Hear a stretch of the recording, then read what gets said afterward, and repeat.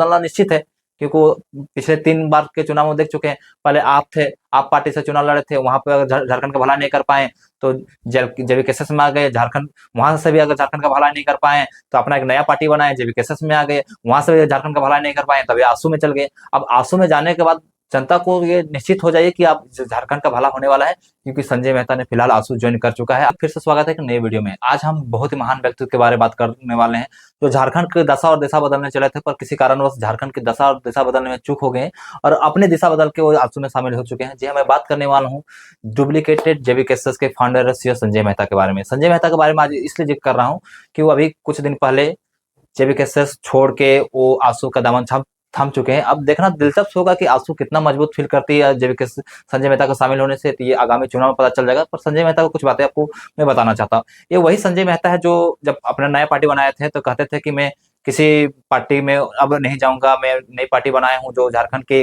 बातों को रखूंगा, झारखंड के ज्वलंत मुद्दों को उठाऊंगा, झारखंड के जो शोषित वर्गों के लिए खड़ा रहूंगा और मैं किसी पार्टी में नहीं जाऊंगा। पर वो पार्टी में जा चुके हैं।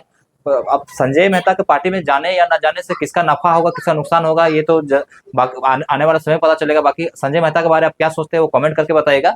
मैं संजय मेहता जो जब जब जेवीकेएसएस छोड़े थे तो वो बोलते थे कि जयराम महतो जो पार्टी है वो हमको अपॉर्चुनिटी नहीं दे रही है, हमको बोलने का मौका नहीं दे रहा है, हमको सभाओं से भाषण नहीं देने का मौका दे रहा था। पर वो भूल चुके थे कि ये वही जेवीकेएसएस और जेलकैम है जो आपको जब संसद का टिकट मिला था तब आप 1.5 लाख वोट लाए थे। पर जैसे ही आपने अपने अपॉर्चुनिटी और अपनी योग्यता को लगा कि हम इस बार निखारने का मौका मिलेगा तो आपने पार्टी बनाई, तो आपने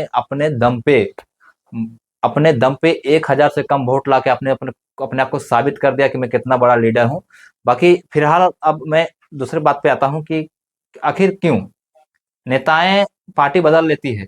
वो जनता की बात करते करते जब अपना बात करना शुरू कर देती है, वो जनता का भला करते करते वो अपना भला कब करके चले जाते हैं ये जनता को पता ही नहीं चलता। आखिर जनता कब तक ऐसा नेताओं के साथ करेगी। हमें तो ये क्या बोलते हैं, सभी जनता को अगर कोई नेता अगर पार्टी छोड़ के जाते हैं और दूसरे पार्टी में शामिल होते हैं तो उसको वहीं बहिष्कार कर देना चाहिए, क्योंकि अगर वो जो जनता का नहीं हुए तो वो किसी का नहीं हो सकते हैं। वो सिर्फ और सिर्फ अपना फायदा देखते हैं और जैसे वो अपना फायदा बेहतर देखते हैं वो कहीं ना कहीं दूसरी पार्टी में शामिल हो जाते हैं। बाकी संजय मेहता को जब मैं शुरुआती दिनों में देखता था तो बहुत अच्छा लगता था। वो लगता था कि चलो कोई एक लीडर आया है जो झारखंड के मुद्दों को बेहतरीन ढंग से रखता है। उसको विचारधारा से हम भी बहुत ज्यादा प्रभावित थे, पर पता नहीं चला कि जब उसका विचार अलग होते गया, धारा अलग होते गया और संजय मेहता अलग होते कब चल गए और विचारधारा चल गए गड्ढे में। बाकी और संजय मेहता कल बहुत बड़ी बड़ी बातें कर रहे थे, जयराम महतो के बारे में बहुत बड़ा टिक्का टिप्पणी कर रहे थे।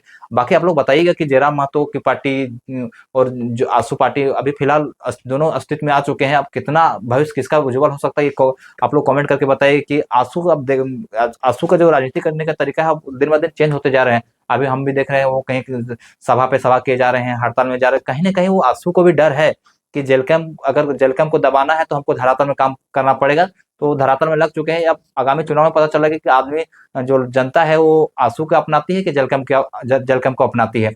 बाकी आप लोग बताइएगा। किसी नेता ने जब पार्टी छोड़ा था ना तो वो 2-3 बातें बोल रहे थे कि हमको मान सम्मान नहीं मिल रहा। अब ये हम लोग भी देखना चाहते हैं और ये जनता भी देखना चाहती है कि जब आंसू संजय मेहता को कितना मान सम्मान देती है। हमको लगता है उसको केंद्रीय प्रधान महासचिव या केंद्रीय उपाध्यक्ष का तो पद मिल जाना चाहिए, क्योंकि यहाँ तो वो मिला हुआ था। तो संजय मेहता को मान सम्मान के भूखे थे वो, उसको वोट से कोई मतलब नहीं। संजय मेहता को आप मान सम्मान दे रहे हैं तो आपकी पार्टी में रहेंगे। बाकी वोट दे या न दे, संजय मेहता कल भी जनता के साथ है, आज भी जनता के साथ है, आगे भी जनता के साथ रहेंगे, क्योंकि वो झारखंड को बदलने आए हैं। पर अगर फिर भी अगर झारखंड को नहीं बदल पाएंगे तो अपने आप को तो बदलना निश्चित है, क्योंकि वो पिछले 3 बार के चुनाव में देख चुके हैं। पहले आप थे, आप पार्टी से चुनाव लड़े थे, वहां पे अगर झारखंड का भला नहीं कर पाए तो जेवीकेएसएस में आ गए, झारखंड वहां से भी अगर झारखंड का भला नहीं कर पाए तो अपना एक नया पार्टी बनाए, जेवीकेएसएस में आ गए, वहां से भी झारखंड का भला नहीं कर पाए तभी आंसू में चल गए। अब आंसू में जाने के बाद जनता को ये निश्चित हो जाइए कि आप झारखंड का भला होने वाला है, क्योंकि संजय मेहता ने फिलहाल आंसू ज्वाइन कर चुका है और आंसू भी बेहतर हो जाएंगे। क्योंकि अगर किसी पार्टी का केंद्रीय अध्यक्ष